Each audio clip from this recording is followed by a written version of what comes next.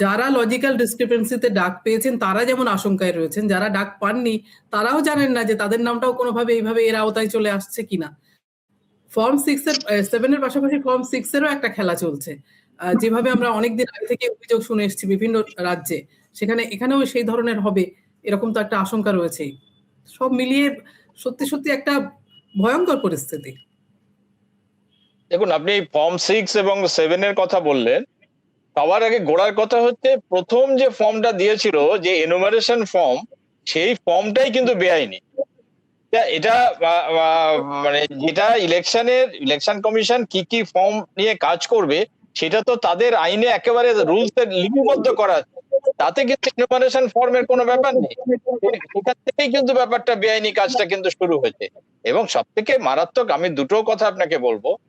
প্রথমত হচ্ছে সুপ্রিম কোর্টের ভূমিকা। এইটা হচ্ছে সব থেকে আশঙ্কার জায়গা, যেটা আমরা দেখতে পাই যে বিচার ব্যবস্থার জন্য যে মানে তার উপর যে আস্থা বিশ্বাস আমরা যে রাখবো, আমরা প্রথমে আসামের ক্ষেত্রেও দেখেছি। আসামেও কিন্তু যে এনআরসিটা হয়েছে, সেটা কিন্তু সুপ্রিম কোর্টের নির্দেশেই হচ্ছে, সুপ্রিম কোর্টের হস্তক্ষেপেই হচ্ছে। এবং সেক্ষেত্রে সব থেকে মারাত্মক যে একজন অসমীয়া বিচারপতি, তিনি কিন্তু সেই গোটা ব্যাপারটাকে, যেটা একেবারে হওয়ারই কথা নয়, তিনি গোটা ব্যাপারটাকে মনিটর করেছেন।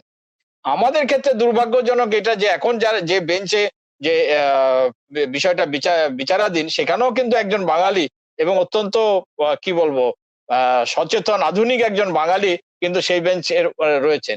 কিন্তু সেইখানেও আমরা যা পরিস্থিতি দেখছি, সেইটা কিন্তু আশা করার মতো নয়।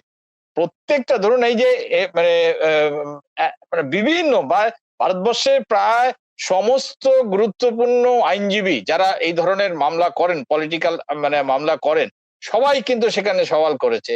ইন্ডিভিজুয়ালি আমরা যোগেন্দ্র যাদবের মতো লোককেও আমরা দেখেছি সেখানে গিয়ে সওয়াল করেছে, এবং সমস্ত প্রশ্নগুলো তুলে ধরা হয়েছে। কিন্তু আমরা কি পেলাম? প্র্যাকটিক্যালি আমরা এটাই পেলাম যে সুপ্রিম কোর্ট দেখেছে যাতে এসআইআরটা সুষ্ঠুভাবে হতে পারে, মানে এবং সরকারকে বাধ্য করা, এবং শেষ লাস্ট যে হিয়ারিং এ যে ডিরেকশনটা দিয়েছে, যেখানে ওই লিস্ট টাঙানোর কথা বলেছে লজিক্যাল ডিসক্রিপেন্সি, সেখানে মূল শব্দটা কি ছিল? মূল ডিরেকশনটা ছিল যে এসআইআর যাতে সুষ্ঠুভাবে সম্পন্ন হয়, রাজ্য সরকারকে সেটা দেখতে হবে। অর্থাৎ আমরা কিন্তু মানে দেখতে পাচ্ছি লাগাতার বেআইনি কাজ হচ্ছে। এই যে সিটিজেনশিপ যাচাই করার প্রশ্ন, সুপ্রিম কোর্টের আগের নির্দেশ আছে, Lalbabu Hossain versus election commission of ইন্ডিয়ার যে মামলা, সেখানে পরিষ্কার সুপ্রিম কোর্টই বলেছে যে ইলেকশন কমিশনের কোনো অধিকারই নেই যেখানে সেই সিটিজেনশিপ যাচাই করতে পারে। আপনি ইলেকশন কমিশনের যে পুরনো অন্তত 1 ডজন সার্কুলার পাবেন, যেখানে বিএলওদেরকে বলেছে যে তুমি ইলেকশন যে নাগরিকত্ব যাচাই করতে পারো না। কিন্তু তা সত্ত্বেও আমরা দেখছি যে ইলেকশন কমিশন সমস্ত বেআইনি কাজগুলো করে যাচ্ছে, এবং সুপ্রিম কোর্ট সেটা দেখে যাচ্ছে। আমরা এবং কোনো হাইকোর্ট এখন এটা বিচারই করতে পারবে না। তাদের হাইকোর্টে মামলা করলেও সেগুলো সবই অটোমেটিক্যালি সুপ্রিম কোর্টে রেফার্ড হয়ে যাচ্ছে, এবং শেষ পর্যন্ত মানে আমরা এভাবে সবাই ঝুলে থাকছে। এবং যে মূল ফান্ডামেন্টাল প্রশ্নটা, যে ইলেকশন কমিশন এসআইআর করতে পারে কিনা, বা যা যা করেছে যে নাগরিকত্ব যাচাই করা থেকে আরম্ভ সেগুলো করতে পারে কিনা, সেই জাজমেন্টটাই তারা দেয়নি, এবং সেটা স্থগিত করে রেখে দিয়েছে। এবং মানে শুধু এই প্রশ্নে নয়, প্রায় সমস্ত গুরুত্বপূর্ণ প্রশ্নে, যেটা মানে ভারতবর্ষে কোটি কোটি মানুষ জড়িত, যেটা কর্পোরেট এবং সংঘ পরিবারের বিরোধী অবস্থান নেবে, সমস্ত ক্ষেত্রেই আমরা দেখেছি সুপ্রিম কোর্ট এই ভূমিকা। সেটা আপনার ওই নোটবন্দি থেকে শুরু করে আরম্ভ করে, আপনার লকডাউন থেকে শুরু করে প্রায় সমস্ত গুরুত্বপূর্ণ প্রশ্নে সুপ্রিম কোর্টের ভূমিকা অত্যন্ত হতাশাজনক, এবং আজকেও এখানেও সেই হতাশারই বহিঃপ্রকাশ আমরা দেখতে পাচ্ছি, কিন্তু এই আইনে ব্যবস্থার মধ্যে দিয়ে। দ্বিতীয় যে প্রশ্নটা আমি বলবো, 2020 সালের যে এনআরসি বিরোধী আন্দোলন, সেইটা কিন্তু আমাদের কাছে খুব গুরুত্বপূর্ণ একটা মাইলস্টোন। এবং একই সঙ্গে একটা খুব গুরুত্বপূর্ণ মাইলস্টোন হচ্ছে পাঞ্জাবে কৃষকদের আন্দোলন। সেখানে কিন্তু ওইভাবে যে বড় বড় প্রতিষ্ঠিত রাজনৈতিক দলগুলো, তাদের কিন্তু কার্যত তাদের কোনো ভূমিকা ছিল না। সাধারণ মানুষ রাস্তায় নেমে, মানে হাজার হাজার ছোট ছোট সংগঠন রাস্তায় নেমে পাঞ্জাবে কৃষকদের যেমন 3টে আইনকে বাতিল করতে বাধ্য করেছে, 2020 সালের এনআরসি কিন্তু ভারতবর্ষের সাধারণ মানুষ কিন্তু রুখে দিয়েছিল। মূল্য দিতে হয়েছে, যে ওমর খালিদ থেকে শুরু করে এখনো বহু মানে রাজনৈতিক বন্দী, তারা এই আন্দোলন যারা লিড করেছিল তারা জেলে রয়েছে। কিন্তু এই ভারতবর্ষের রাজনৈতিক দলগুলোর এই বিশ্বাসঘাতকতা সত্ত্বেও মানুষ কিন্তু প্রতিবাদের রাস্তায় নেমেছে এবং রুখে দিয়েছে।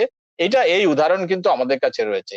এবং আমরা এই রাজনৈতিক দলগুলোর উপর আমরা এমনকি তৃণমূলকে আমি এটা মনে করি যে এটা যেটা তারা এটা করছে এটা ভোটের জন্য করছে, এবং এখানে এসআইআরটা তারা সুষ্ঠুভাবে করিয়ে দিয়েছে। রাহুল গান্ধী বিহারে এসআইআরটা সুষ্ঠুভাবে করিয়ে দিয়েছে, এবং তারা নিজস্ব তারা মানে প্রশ্নগুলো তুলে তারপরে হঠাৎ চুপ করে যাচ্ছে। এবং গোটা বিষয়টা তারা কিন্তু এই সামগ্রিক মধ্যে অংশ, এই সামগ্রিক পরিকল্পনার তারাও অংশ, তারাও বেশি দূর যাবে না। এবং এই যেইমাত্র এই লিস্টটা বেরোবে, ধরুন আপনার 14 তারিখে যদি লিস্ট বেরোয়, এই ফেব্রুয়ারি মাসের শেষে বা মার্চের গোড়ায় ভোট ঘোষিত হয়ে যাবে। এবং বিহারেও আমরা যেটা দেখেছি, ভোট ঘোষণার সঙ্গে সঙ্গে রইল এসআইআর, যাদের নাম বাদ গেছে তাদের কেউ সামান্য খোঁজ খবরও করেনি, এবং সবাই চলে গেছে ভোটের ময়দানে, ভোটের প্রচার তারা সেটাই হয়ে গেছে। এবং আমরা মানে একদম সাম্প্রতিক খবরও বলতে পারি যে যাদের নাম বাদ গেছে তাদের প্রত্যেকে ইন্ডিভিজুয়াল, তারা ইন্ডিভিজুয়াল নিজের লড়াইটা নিজেকে লড়তে হয়েছে, যেটা আসামেও আমরা দেখেছি।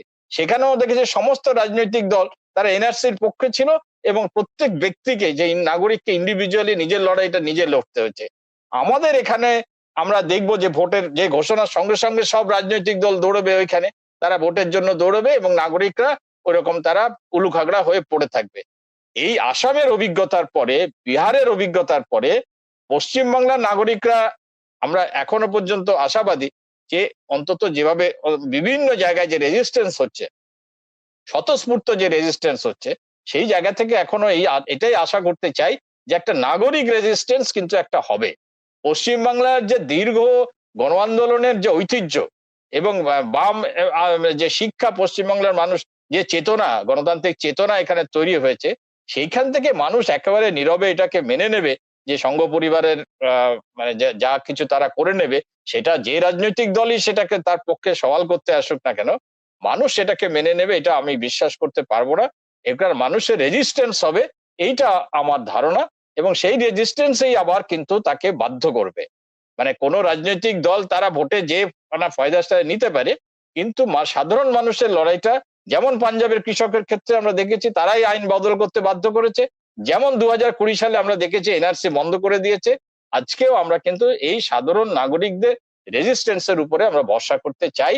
আমরা এই যে এখন বুথে বুথে বিভিন্ন জায়গায় বিশাল বিশাল জমায়েত করে মানুষ রেজিস্ট করার চেষ্টা করছে, এইটাকে যাতে আরো সংগঠিত করা যায়, এই রেজিস্ট্যান্সটাকে যাতে সংঘবদ্ধভাবে করা যায়, এই চেষ্টাটা আমাদের করা দরকার।